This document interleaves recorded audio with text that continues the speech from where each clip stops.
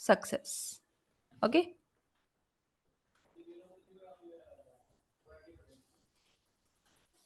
Now the second is clear understanding of project scope. So requirement gathering helps establish a clear understanding of the project scope, which includes the objective, functionalities, constraint, and limitation. So because of this, what happens? It clarity. So we can see it prevents misunderstanding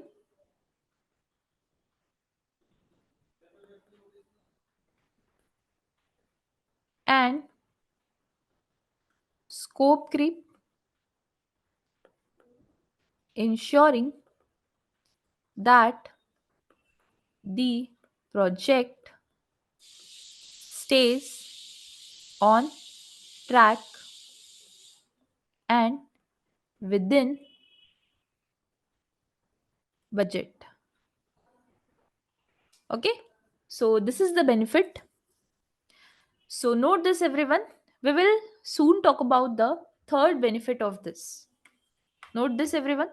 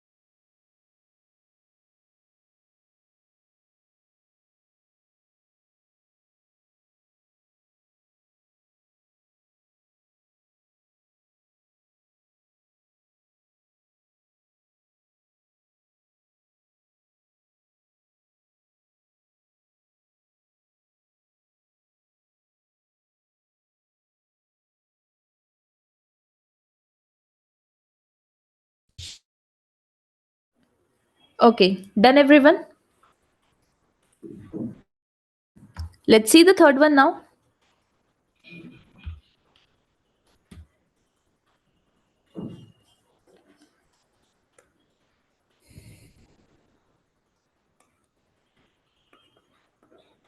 Identification of risk and constraints. So, through requirements gathering, potential risk, constraint, and dependencies are identified clearly in the project cycle. Okay, and this allows stakeholders to mitigate risk, address constraints,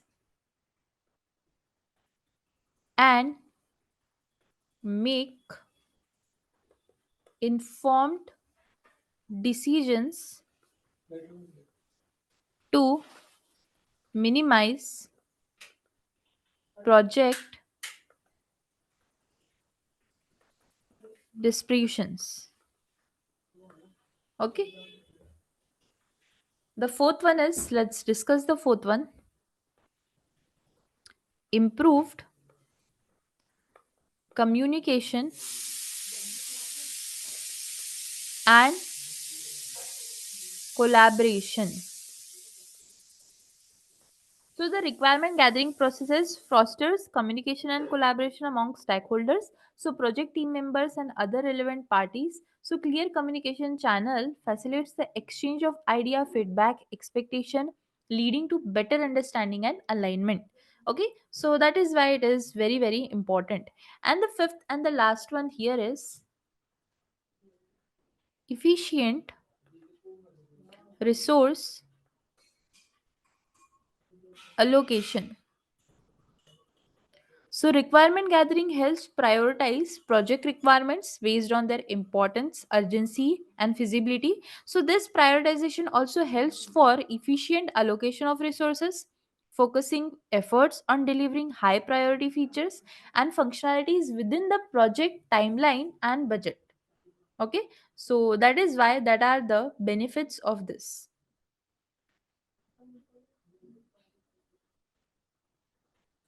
Okay, now it's time to discuss the difference between system analysis and system design. Okay, so for now, we have discussed, till now, we have discussed system design. It's time to discuss system analysis too. Because if interviewer will ask you what is the difference between system analysis and system design, then what you will answer? So system design and system analysis are two stages of software development life cycle. So system analysis, okay, system analysis is a process of collecting and analyzing the the requirements of the system system, whereas system design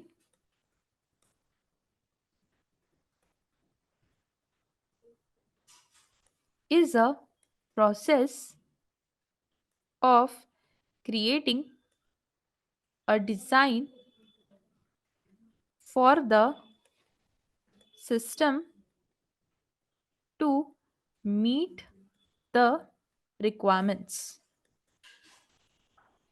Okay, everyone. So please note this.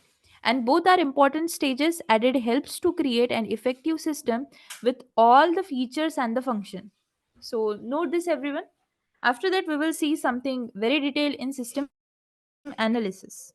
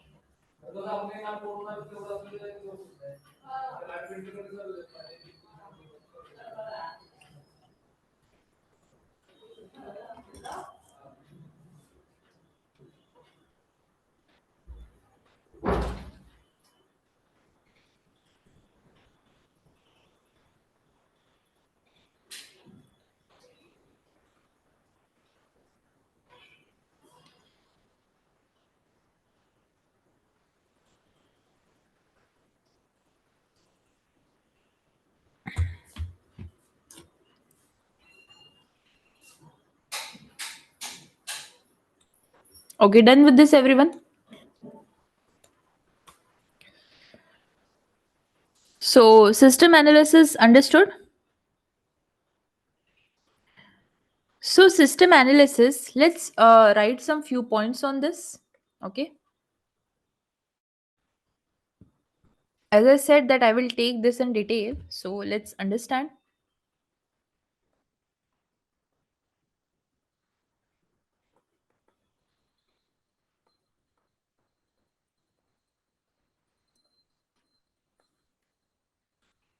First point is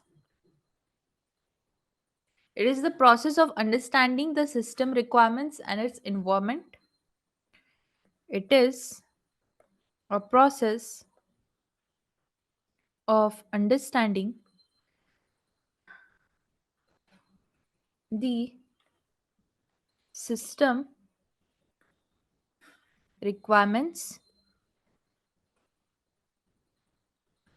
and its environment and its environment. Second is it is one of the initial stages of the software development life cycle.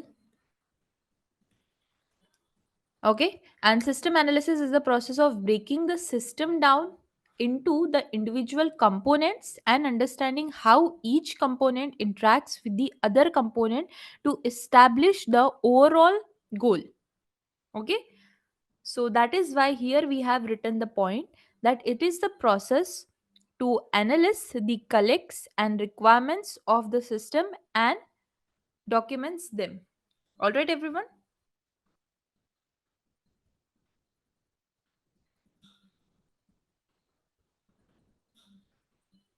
So please note this.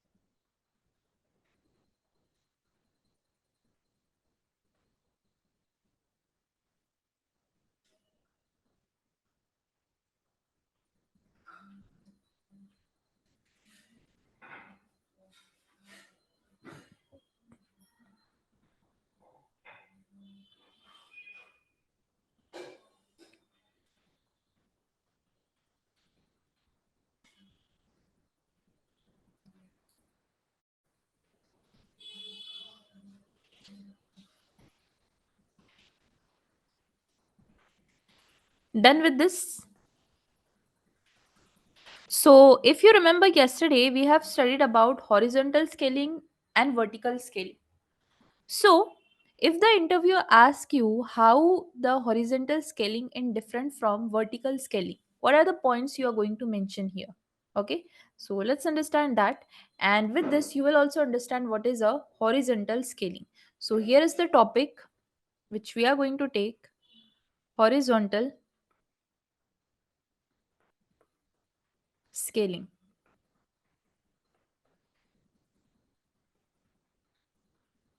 First point, it refers to the addition of more more computing machines to the network that shares the processing, and memory workload across a distributed network of devices. Okay, so in simple words, if you will define this, so this is more instances of servers are added to the existing pool and the traffic load is distributed across these devices in an efficient manner. Okay, so this is the point which you can mention for vertical scaling. Okay,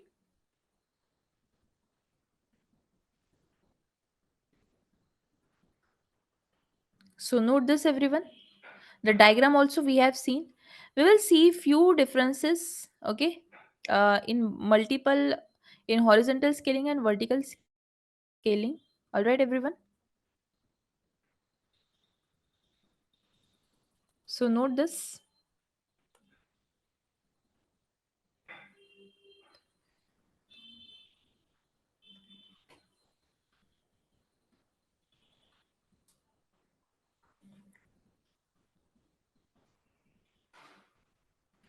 Okay, let's see now vertical scaling.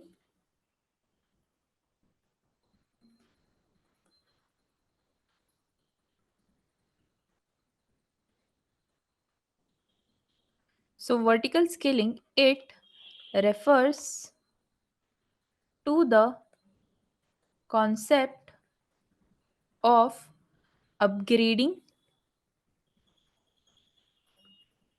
the resources capacity.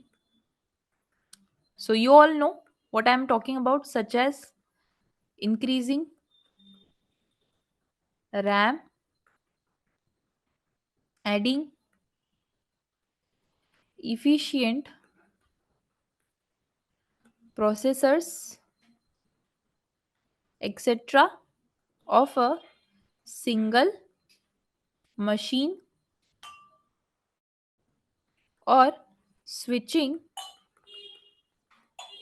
to a new machine with more capacity. Okay, the capability of the server can be enhanced without the need for code manipulation. Okay, so all this we have seen in yesterday's class. All right everyone, so the points I am noting here, please note this. After that we will see what are the differences, because our main question was what makes horizontal scaling different from vertical scaling. So definitely first you are going to explain what is horizontal scaling, what is vertical scaling. After that you are going to make the note of some differences. All right, and there are five differences which you can note. So note this everyone.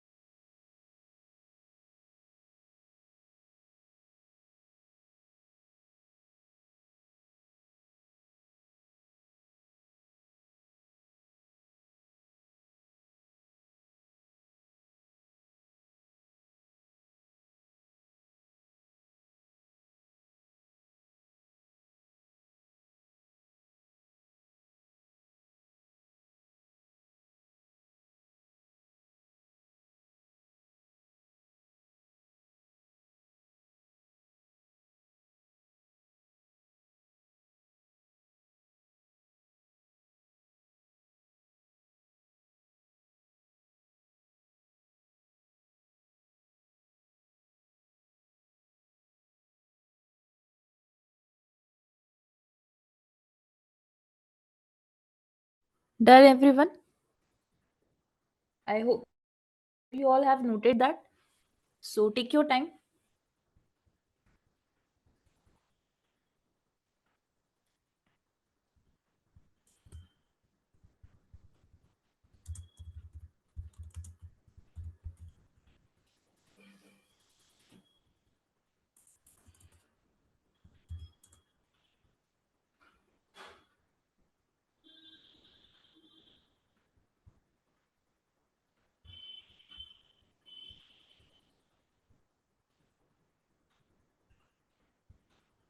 Okay, so soon we are going to discuss the differences. All right, everyone?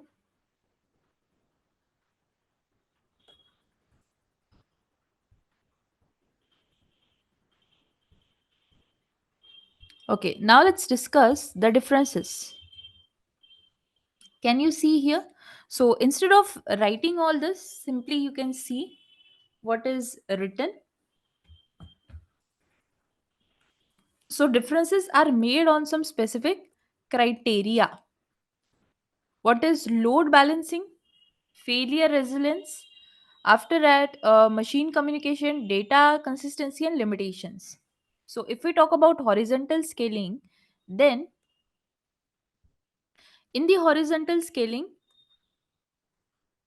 requires load balancing for distributing requests traffic across multiple machines.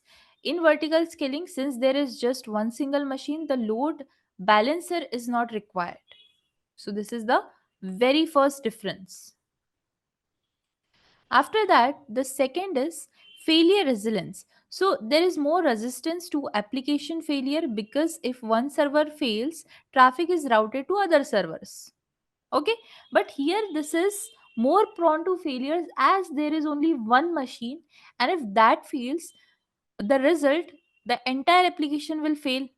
Okay, this is the very basic thing which we should know, right? After that, the third is machine communication. So since there are multiple machines being involved, it is very necessary to have a network communication. But in vertical scaling, make use of inter-processes communication between the machine, which makes it quite fast because a single machine is there and inter-process communication happens. Here machine to machine communication happens, right? So there should we have a network communication we here we have, but here we do inter process communication. Okay, so here in machine communication, vertical scaling is fast, right? After that, the fourth one is data consistency. So there exists possibilities of data inconsistency here because there are different machine for handling different requests, which might result in data being out of sync. But here, as there is only one machine, so there is no issue of data inconsistency. These points seems to be very lengthy, but if you read these points carefully, they are very easy to understand and they are easy to remember. Okay, so if you will just read this once, you are going to answer the questions. The fifth one is limitation. Since the scaling requires multiple servers, there might be concerns on budget and space, but the scaling of the application can be done as much as needed based on the business needs. Okay, but vertical scaling has a limit on the capacity of the resources that are achievable.